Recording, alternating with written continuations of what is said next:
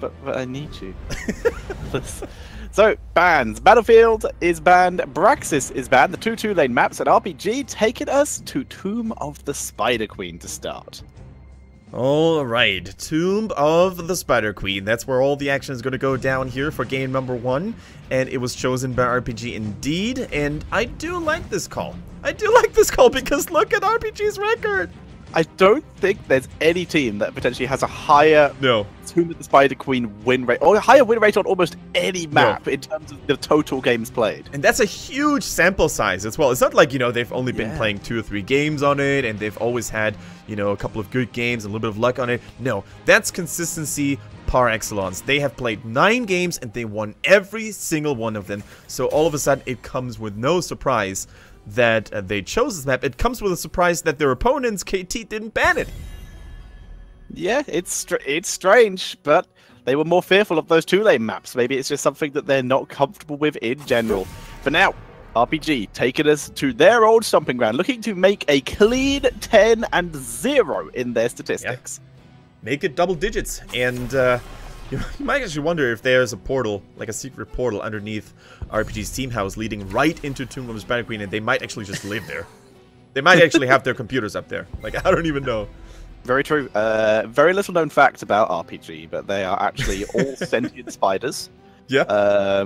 Wearing very convincing human suits. It's actually why their APM is so good. They have 4 legs on each side, just sort of stuffed into one. They use 4 mice and 2 keyboards. Yeah, exactly. They make it work. For all the micro ever. But yeah, little known fact, all the spooders. So, we do have the Ariel getting first pick as it did slip through the draft thanks to a Nubrak ban from KT. Yeah. Genji, of course, denied Ariel being allowed here as a result.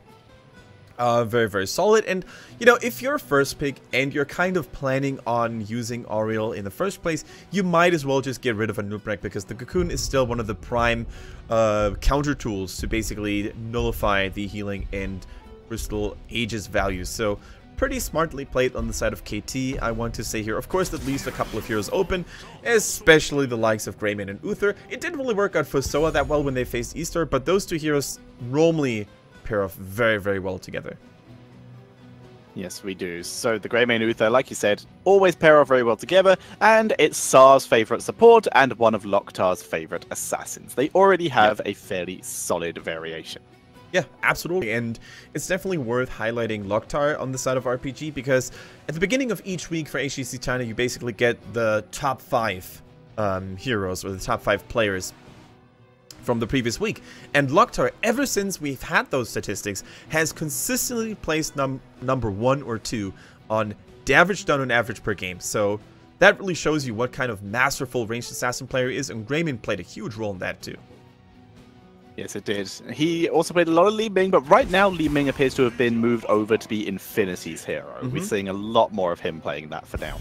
Yeah, I wonder why Loktar plays Alliance heroes for the most part. Thinking. Li Ming's not Alliance.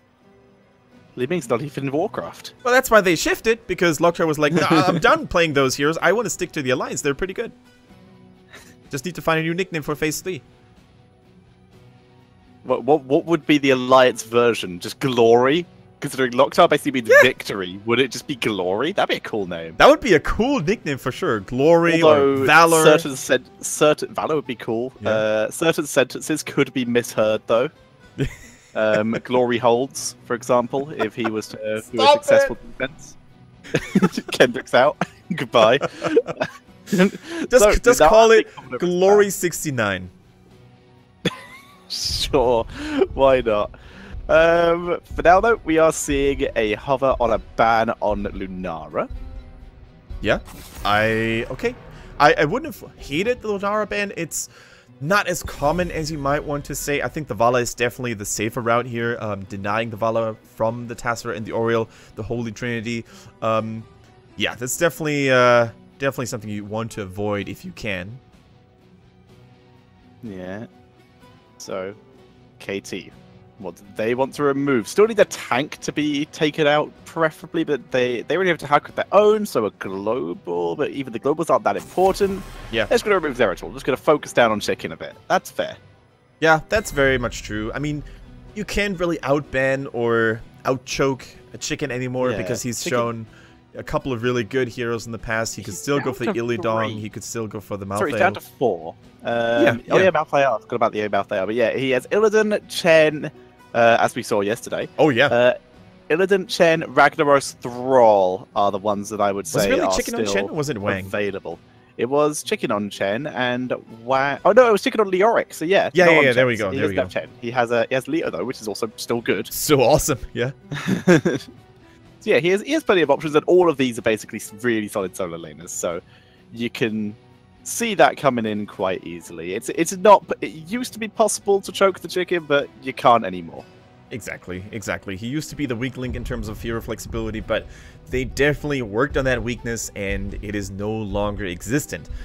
In fact, his Leoric was actually very convincing too. A couple of really good zoning entombs. The laning phase was strong, and look at that. They're actually saving Chicken's pick for last year because they want to make KT sweat a little bit. They want to make them nervous, and you can really see how they're gonna have to think, like, is he gonna go for the double warrior or is he going to go for the Illidan? Because if he goes Illidan, we might have to pick a couple more counters because so far we don't really have any of those. But if they overcommit and let's say they go for a blind and Cassia right now, then RPG could be like, well, we're not gonna pick Illidan after all. We're gonna go for Leoric. Gotcha. Well, Cassia would still be the most acceptable pick, I would say here.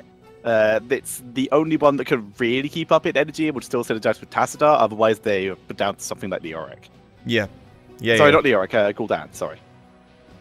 Definitely true. The Gul'dan would be an option, and it's great on this battleground too, right? Wave clear, fantastic. It doesn't synergize with Tas though, is the issue. Yeah. And they need a warrior too, so if they went Gul'dan, they would still have to pick a main tank, so Tassador's shield value would be kind of reduced, but you could still go for Arcan, maybe focus on the armor talent at level 4 instead of the Callous Embrace. They go for Gul'dan and they go for Arthas. They don't go for the Cassia. Don't fall into that for now. I like it. I think the Cassia would be too susceptible because RPG could just flip the switch and go for something else and not relying on auto attack solely. Also, Lunara shreds Cassia. The poison does not get affected by her trade. She's going to kill her slowly but surely. So I like the Gul'dan. And let's not forget that Tassadar can still be useful. It's not just all about auto attacks. So there are 2 viable options that we know from Chicken's hero pool that I think would be good here now that we're against Arthas and a Horrify. Those would be Leo and Ragnaros. Those are the 2 that I would say are still relatively viable. Yeah. Even Illidan, though. So I think Illidan, although Tomb is normally not his go-to battleground, except for the Arthas, there's not really a whole lot that can stop him, right? Horrify is pretty good is against a fair Illidan point. if you can land it. That's a fair point. So we will see. Let's see what they do go for. I want to see a Leoric here. Ragnaros is the best option because Leoric can get countered. They do go for Leoric, though. Yeah, here's the thing about Leoric, right? Ragnaros obviously has just as good wave clear. He has the Molten Core, which can be a big game changer, but I think the Leoric just counters the Arthas so well. Like, you can really put the Drain Hope on him in those team fights. You can entomb the likes of Gul'dan or Oriel, which have no escape whatsoever, except for the Crystal Ages. And also, you can play him a lot more flexibly in terms of laning phase, right? You can go for the Royal Focus build, allow your teammates to push S4 while you take 2 lanes. So I like the variety and the diversity that RPG has deployed here.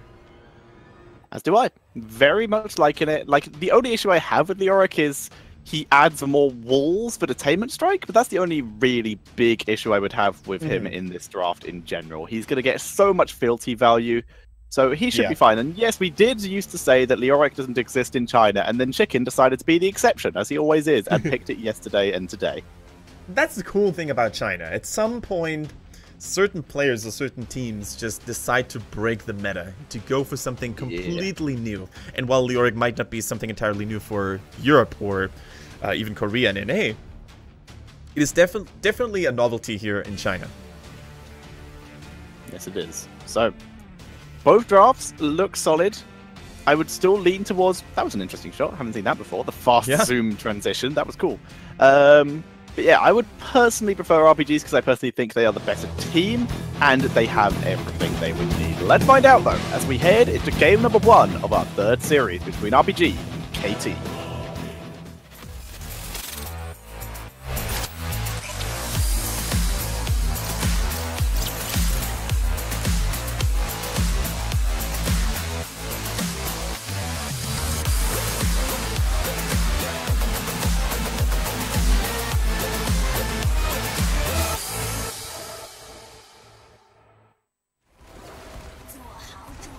Alright, ladies and gentlemen, welcome to Tomb of the Spider Queen. With RPG on the left, with Chicken on Leoric, Wang on Stitches, Sar on Uther, Infinity on the Lunara, and Loktar is playing the Greymane. Their opponents here. In game number 1 on the Reds, we have KT with T-Dye on the Oriole, Neptune plays Dahaka, Fury and Tassadar, Sea Ink plays Gul'dan, and Butcher is going to be Arthas in this game. And they do have a very interesting team composition as well. I think Gul'dan has kind of fallen out of favor across the globe, slowly finding his way back in the meta, especially in Korea. We saw him pop up every now and then. Even MVP Black used him to great effect. So let's see how much of an impact. Oh my goodness, Neptune just showing off here. Beautiful dodge. Yeah, beautiful dodge indeed. Neptune surviving that first attempt at a kill on him, thanks to a slow from Leoric into a hook from Stitches. Very nicely done.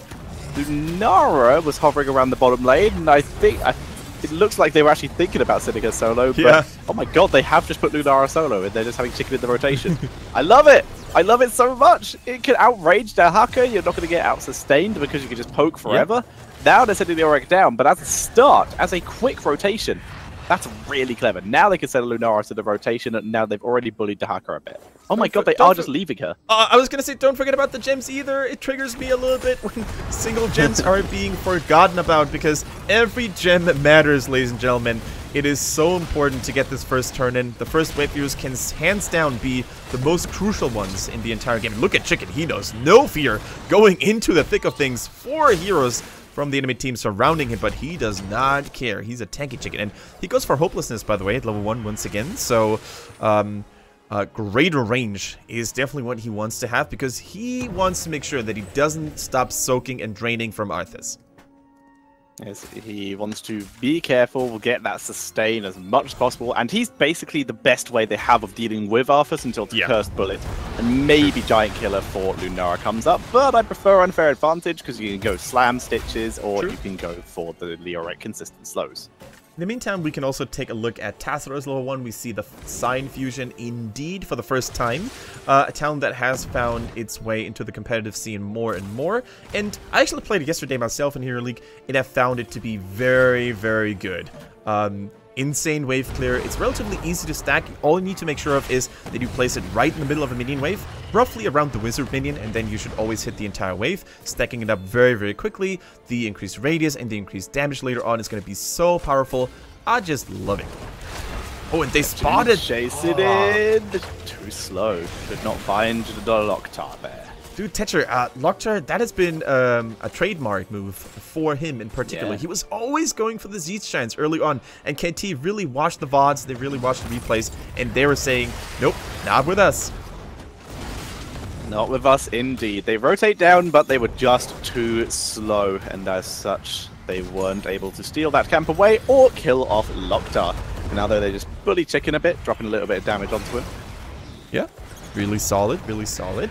I love how RPG is dominating those early game rotations here, and despite the fact that Loktar and the Greymane was kind of ganged here at the Siege Giant camp, they still didn't lose their composure. They're still going strong, dominating the wave clear despite the enemy team having Gul'dan. It's definitely not easy to outpush him, and what makes pushing so strong in the early game here on Tomb of the Spider Queen is not only do you get more XP more quickly, but also you can drain ammo in damage structures early on, which could make a potential first turn even more powerful.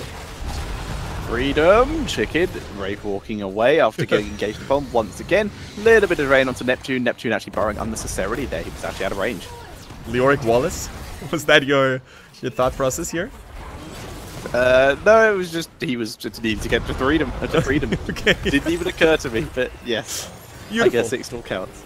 Beautiful. Good movie, man. Braveheart in the 90s. One of my all-time favorites. I would agree. It's a lovely one. We see Wang just dropping as much damage as he can with the sieging slam. He is going for a slam build. He did just take a bit more sustain at level 1 to help deal against Gul'dan. Yeah, hook almost landing here by Wang. Someone we totally forgot to mention here. Wang's Stitches is probably one of the most scary looking ones that we find in all of HGC China. He just nails those Wang hooks, if you will. Very, very cool to see as always. Now, the first turn-in was done, by RPG. The middle wave here is already a goner, but in the bottom lane, huge damage done. You can really see how Infinity just continues to harass Neptune. There's not much the Haka can do. Lunara is way quicker, she has a longer range, and she doesn't even need sustain here because Haka can never reach him anyway. And the poison is gonna deny all the healing value. In the meantime, though, Seeing gets caught, and he lives for now. Damage output not enough, and now Butcher putting a lot of pressure onto Saar. He is in danger. He doesn't have how to protect. He has had a protection, so no Guardian to avoid stuns, and he will be the one taken out. Loktar also in a very risky position, went deep in for the damage, not enough for the kill again, and has to disengage to get out. Yeah, no Sticky Tongue available here for Neptune, thanks to the fact that he used it earlier. For now, RPG, though, is still losing a member here and there. Chicken misusing the Drain Hope, but doesn't really matter. They got the first turn in. They still have half a level lead. They still destroyed a couple of buildings. The bottom four, look at that. Very, very close to dying as well. And I think the Siege Giants, which is what they're currently doing, are going to take care of the rest. They will indeed, but the Web Weavers may be enough to defend it, actually, as they are now on the way for KT. Defensive Web Weaver in the bot lane. The rest can be used for a little bit of pressure.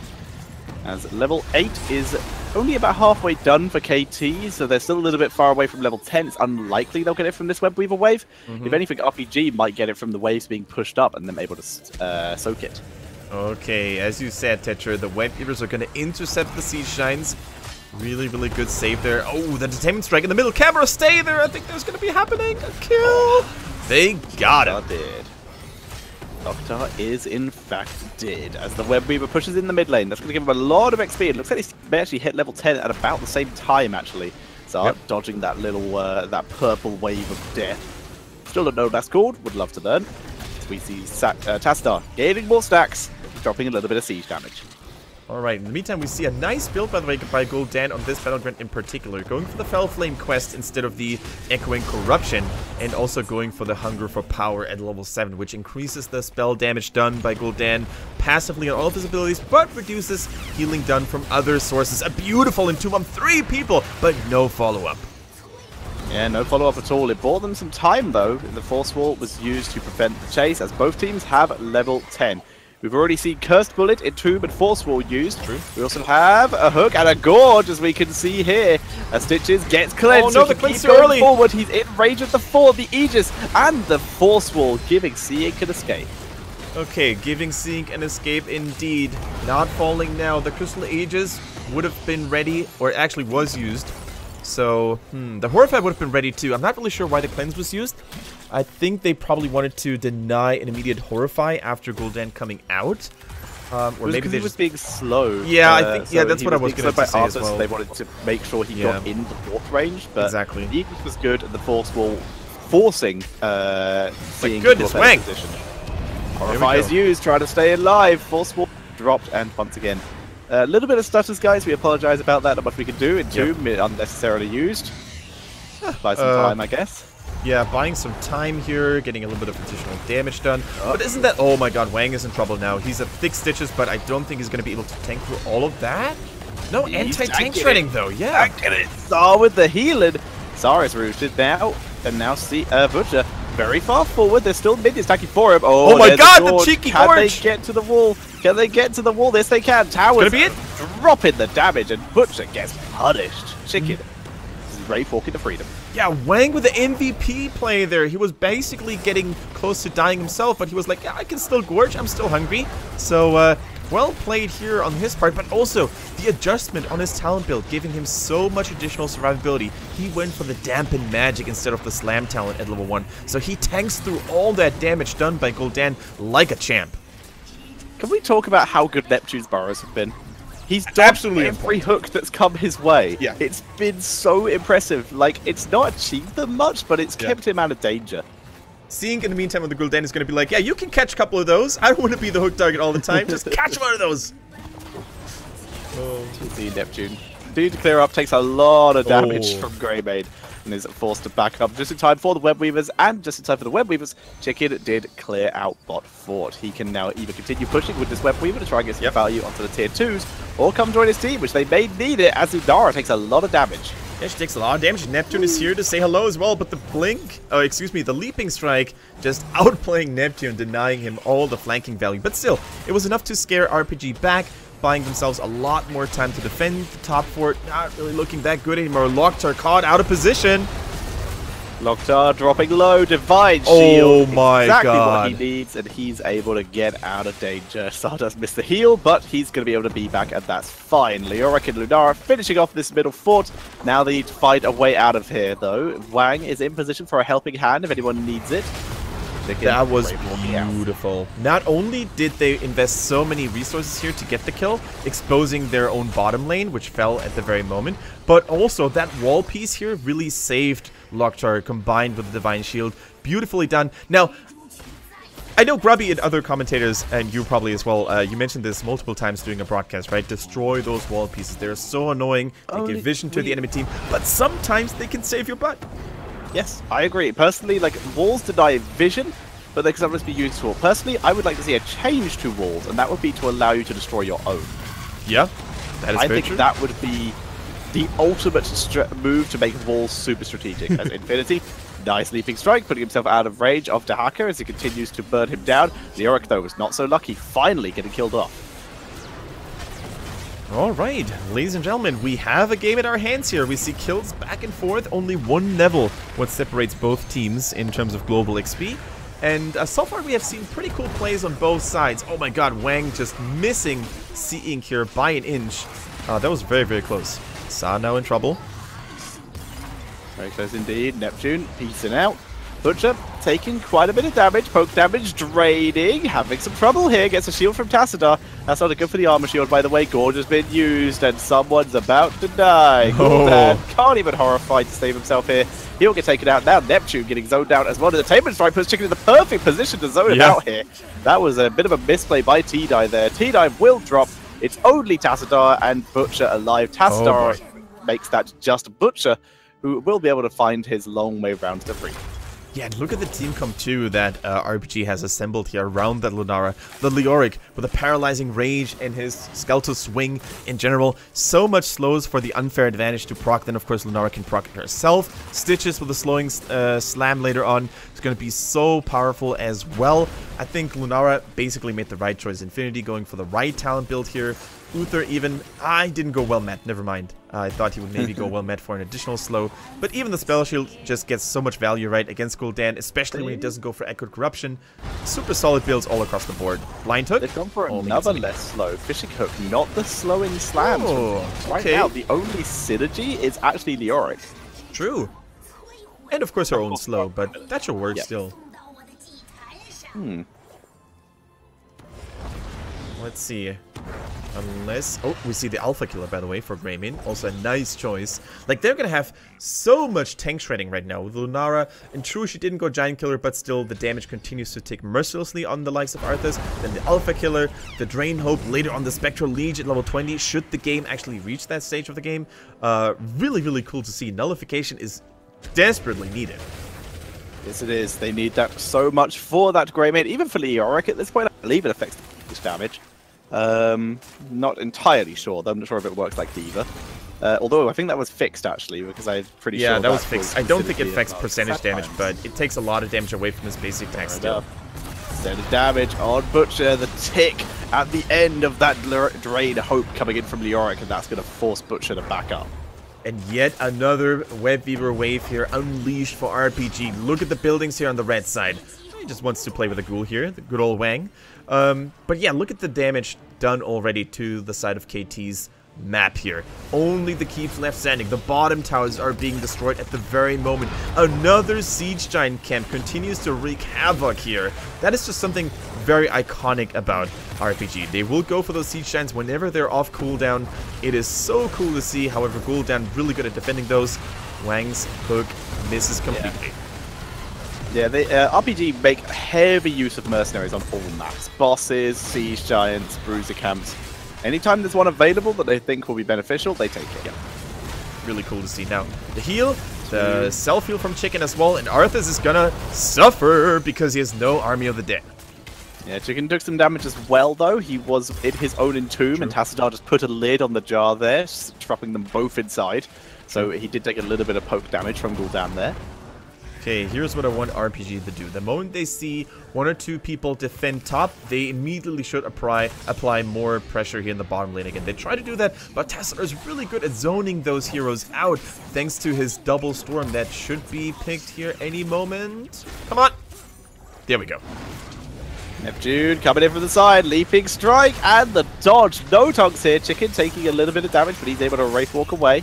Neptune, though, with the speed boost, he's looking for someone. Chicken might be in trouble. There's danger. Hook onto Arthas. That's not good. Oh, not the best target here. Leaping strike, and they're going to try and disengage, but they've brought the one person who can catch them to them, as we see huge engagement onto the block tart there, but he was able to roll out with that Divine Shield. Once again, he's rolling out, supported by the Divine Shield and, of course, the Entomb as well, providing a little bit of additional zoning. Look at Infinity. He's playing cats and mouse with KT, but he has to pay the blood price in the end. Ends up falling finally, but RPG's not done fighting just yet.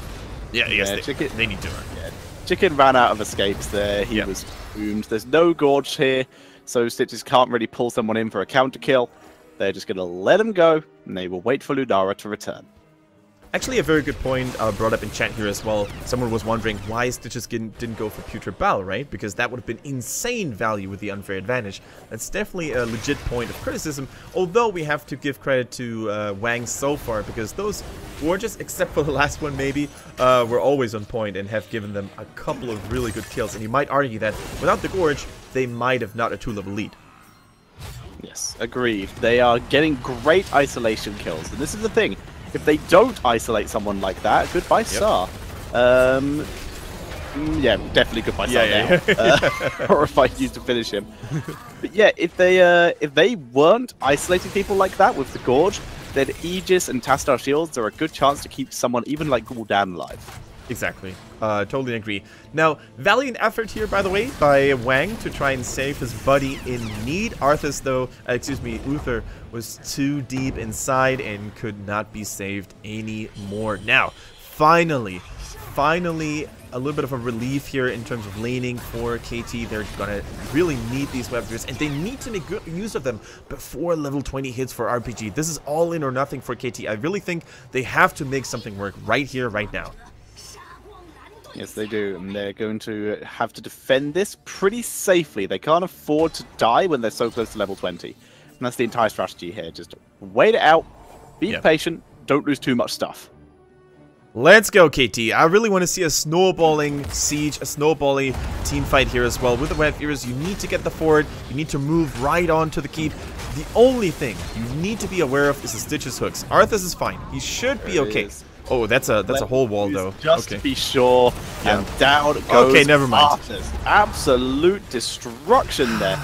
Beautifully done. And when you're near your own base, even Arthas is a correct hook target. When you're right next to the enemy base, absolutely not. Good Aegis. Wang, have mercy.